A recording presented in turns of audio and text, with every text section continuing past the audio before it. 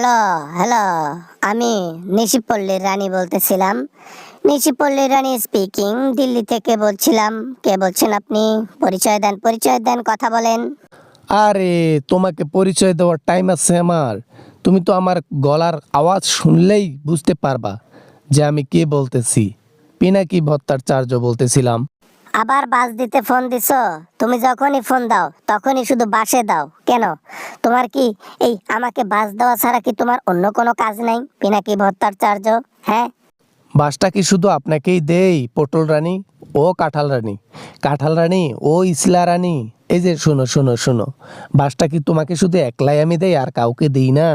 সবাইকে দাও, কিন্তু 99% আওয়ামী লীগের নেতা খেতাকেই দিয়ে দাও, আর অন্য কাউকে দেও না।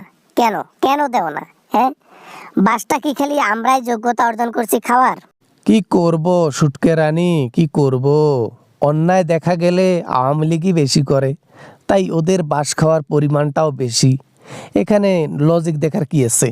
দেখো, আমাকে কাঁঠাল রানী বলবা না, আমাকে এই যে যে যে যে- এই সুটকা রানী বলবা না। হ্যাঁ, আমি কি সুটকা বিক্রেতা যে আমি সুটকা রানী হয়েছি? হ্যাঁ, আমি কি করেছি কিছু যে তুমি আমাকে সুটকা বলবা? আরে আরে আরে, চেতে গেলেন নাকি? চেইতেন না। আরে কাঁঠাল রানী, আমি তো এমনি মজা করেই বলতেছি, কথা সেটা না।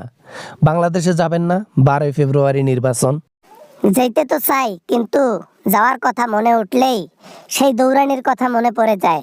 জঙ্গলে গিয়ে কিভাবে দৌড় দিয়ে প্লেনে উঠছি, কোনো রকমে বেঁচে আসছি, ভয় লাগে এখন।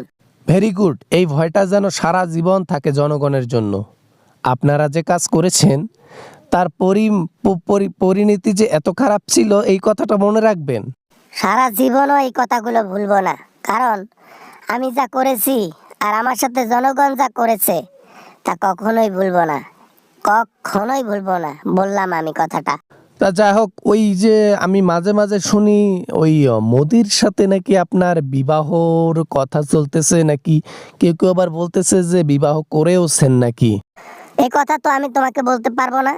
আমি মোদিকে বিয়ে করছি নাকি করি নাই এটা এখন বলবো, তারপরের দিনে তুমি আমাকে বাস দেবার জন্য সুন্দর একটা ভিডিও তৈরি করবা।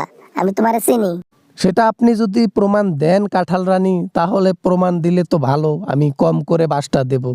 আর আমি যদি নিজে কষ্ট করে প্রমাণ বের করি তাহলে কিন্তু বাসটা জোরেই দেব। বাবা না, মানে দেখো দেখো পিনাকি ভট্টাচার্য, এটা কিন্তু ঠিক না। তুমি শুধু আমাকেই বাস দাও, এটা কিন্তু ঠিক না। বলো কত টাকা নিবা বাস না দেবার জন্য?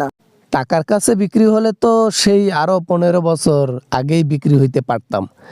এর আগে কত অফার দিচ্ছেন সেগুলা রিজার্ভ করে দিয়েছি, মুখের উপর টাকা ছুঁড়ে দিয়েছি। আমি বুঝি না, কেন তোমাদের কি টাকা পয়সার প্রয়োজন হয় না? আমাদের তো টাকা পয়সার প্রয়োজন এত, লক্ষ লক্ষ কোটি টাকা ইনকাম করার পরেও আমাদের আরো টাকা চাই, আরো টাকা চাই। না, আপনাদের মতো দুর্নীতি করে টাকা ইনকাম করতে চাই না। যে 2 টাকা ইনকাম করি সৎ পথে ইনকাম করতে চাই। আর হ্যাঁ, এত টাকা বেঁচে থাকার জন্য প্রয়োজন হয় না। হিসাব করলে অল্প কিছু টাকা হইলে জীবন চলে যায়। আর রইল আপনার লক্ষ লক্ষ কোটি টাকা, মৃত্যুর পর চাইরে না পয়সা সাথে নিয়ে যাইতে পারবেন না। না, মানে কথা কিন্তু সত্য, আমি বুঝতে পেরেছি, কিন্তু বুঝেও আমার কাজে আসবে না, কারণ আমি টাকার নেশায় সব সময় থাকি, অল টাইম ক্ষমতার নেশায় থাকি। এখন টাকা আর ক্ষমতার নেশা নিয়ে লাভ আছে? ওই পিনিক বাদ দিয়ে দেন। বাংলাদেশে আছেন, সারেন্ডার করেন, এসে 14 শিখের ভেতরে ঢোকেন, আপনাকে আয়না ঘরে সাপ্লাই দেওয়া হবে। এই ফোন রাখো, ফোন রাখো। দুনিয়ার আজে বাজে কথা বলে পিনাকি ভট্টাচার্য, রাখো রাখো। আপনার বিবাহর প্রমাণ পেয়ে গেছি অলরেডি, খালি ভিডিওটা তৈরি করতেছি, কাজ চলতেছে, বুঝছো? মোদি আর হাসিনার বিবাহ, হ্যাঁ, সব কিছু প্রকাশ হবে, আমি করব।